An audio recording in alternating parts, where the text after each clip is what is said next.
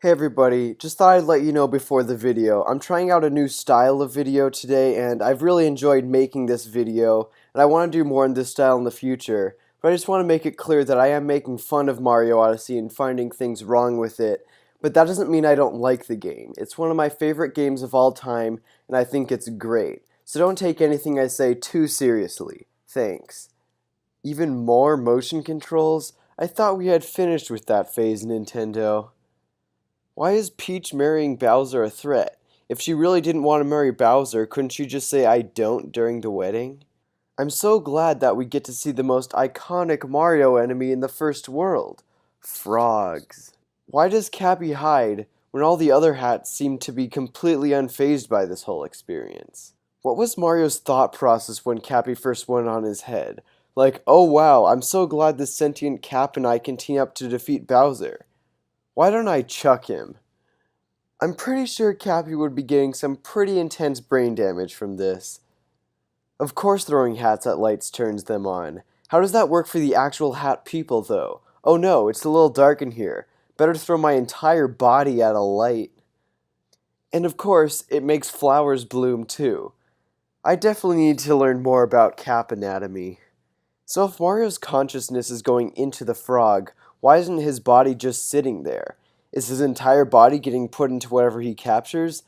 That doesn't make sense, because it would seem like only his mind should enter the frog, not his entire body, which definitely shouldn't be able to fit inside that tiny frog.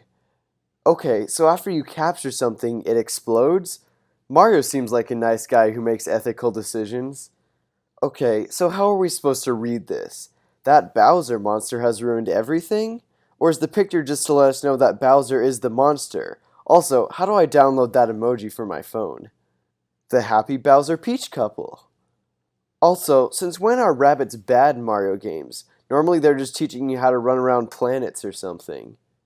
Alright, so what makes these hats that also seem to possess magical powers different from Cappy? Why do we need to find an airship if we can just use wires to get from kingdom to kingdom? So, was it too hard to hold a star in your hand? Were stars too spiky? Why are we changing to moons all of a sudden? You know, it is pretty lucky that we found a moon, but I wasn't exactly surprised after I saw the big bold text on the screen that said our first power moon a few seconds ago. So, I guess Mario's just used to being transported into other things' bodies now? So you're saying this is an older model? This looks way more advanced than the ships we saw back in the Cap Kingdom. So what's the difference between capturing something and Cappy just sitting on Mario's head? Is Cappy capturing Mario? I want answers, Nintendo.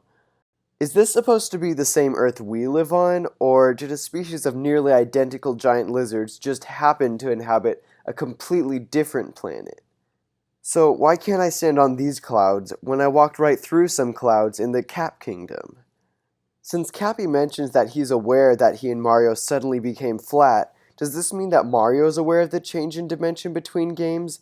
Was he suddenly aware of all of his new movement options when the game switched to 3D? And does he realize that sometimes he goes on adventures in completely different dimensions with completely different movesets? This fossil indicates that all the other dinosaurs have been extinct for years, but that one T-Rex is still alive and well? So you say you need to repair some silly old airship? So we're beating this rabbit lady to death with her own pet chain chomp. Seems pretty brutal to me. Get it? Brutal? Because the rabbits are called the Brutals? I'm not funny.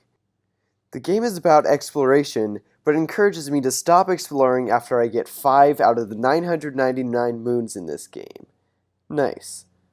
We've enough fuel to reach the Sand Kingdom. Let's go save those Tiara Peach too.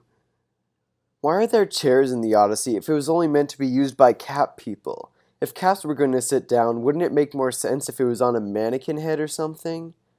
How does something like this happen? Was there a big water spout and this guy was standing right in the middle of it the exact moment it froze? Pretty unlikely if you ask me. You can only use purple coins in certain kingdoms? You'd think there'd be some kind of conversion ratio between the kingdoms. Come on, step up your game, not Earth. You can just buy moons? Why haven't we been doing this the whole time? It would have been much easier if all we had to do was collect coins than pay other people to give us the moons. Why are Bowser's footprints only in this exact spot? Did he just start flying after taking 5 steps in the sand? And doesn't he have a giant airship? Why is he walking in the first place? If this sand makes me sink, how is this sign standing up? Also, I don't see how this sign is helpful to anyone. Everyone in this place is already a skeleton, and I don't see how a sign with their face on it is going to tell them not to go in the sand. I think a sign that said, "Stay out of the sand," or "Sand equals death" would be much more effective. Ah yes, physics.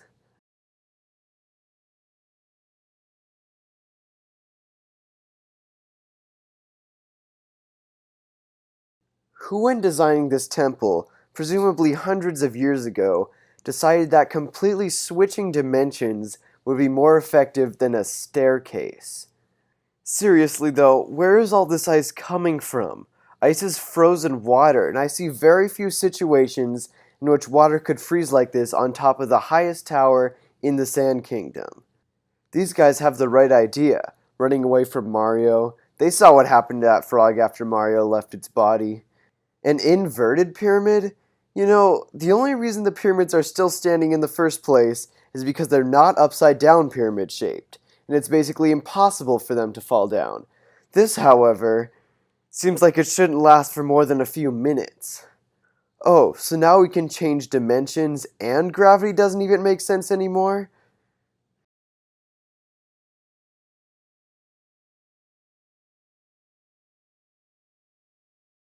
Binding band? That sounds more like a thing you'd use to exercise with than a ring. Well, she kinda had it coming for her since her hair had a bomb at the end of it. Why am I fighting Harriet on the ground? They have an airship. Why doesn't she just stay up there and drop bombs on Mario?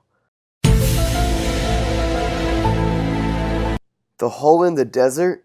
That's a real creative name you got there. So you're saying it's colder because that pit opened up? That could be the case, but why is it that no one seems to even think about the fact that it's now nighttime, which means no sun, which naturally means colder? Those Goombas must have pretty impressive grip because I find it unlikely that this tower has not fallen over yet.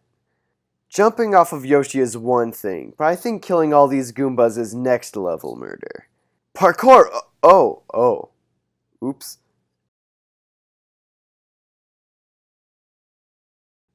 Wow, a big circular arena in a Mario game? I wonder what's gonna happen here. Wow, look at that. They decided to include the entire plot of Lord of the Rings in this game. What is it with Mario games and bosses with big floating hands? This guy has 2 Infinity Gauntlets? No one tell Thanos.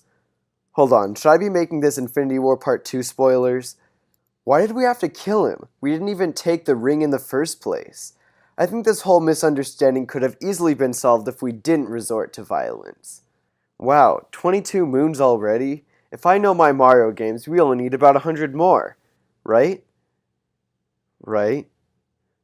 Well, that's the end of the first part of me making fun of one of my favorite video games. Leave a like if you enjoyed this style of video, and let me know if you'd like to see more of these in the future.